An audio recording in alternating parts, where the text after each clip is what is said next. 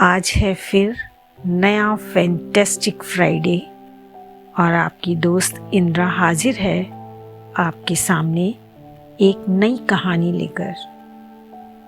आपने भी देखा होगा बड़े बड़े शहरों में सार्वजनिक स्थलों पर कुछ भिखारी अपने कटोरे में साधारण ball pen, refill, pencil, pocket size कंघी या अन्य कोई छोटी मोटी चीज़ें डालकर बैठते हैं। एक सज्जन एक भिखारी के कटोरे में 2 रुपए का सिक्का डालकर वहीं खड़े खड़े उसके बारे में सोचने लगे। कुछ देर के बाद वह आगे चलने के लिए मुड़े ही थे कि भिखारी बोला, बाबू साहब, आपने 2 रुपए का सिक्का तो कटोरे में डाल दिया, पर उसमें रखी पेंसिल या रिफिल आपने नहीं ली।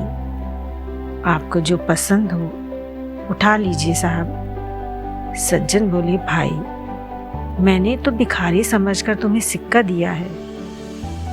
नहीं नहीं बाबू साहब, नहीं, उसके बदले कुछ तो ले लीजिए, भले ही 50 पैसे की ही कोई चीज़ ले लीजिए। अब वह सज्जन असमंजस में पड़ गए कि वह भिखारी है या दुकानदार, और उसकी ओर मुस्कुराते हुए देखने लगे। भिखारी बोले, साहब, हालात ने मुझे भिखारी जरूर बना दिया है, लेकिन मेरा थोड़ा सा आत्मसम्मान अभी भी बचा है।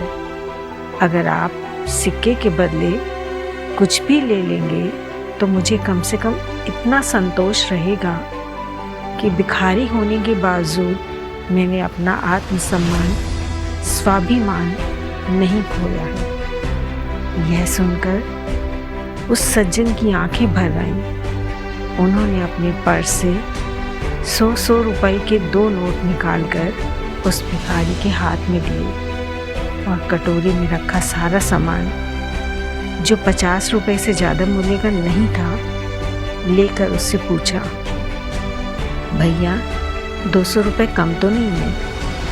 वह भिखारी कृतज्ञ होकर रुंधे कंठ से, रुंधे गले से बोला, साहब, मैं आपका शुक्रिया किन शब्दों से अदा करूं?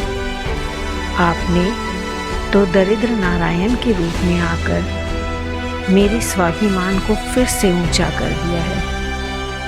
यह तो मेरा जीवन बदल देगा। मैं आज ही इन रुपयों से सुबह और शाम का अखबार बेचना शुरू कर दूंगा और फिर भिखारी बनकर कभी नहीं जीऊंगा।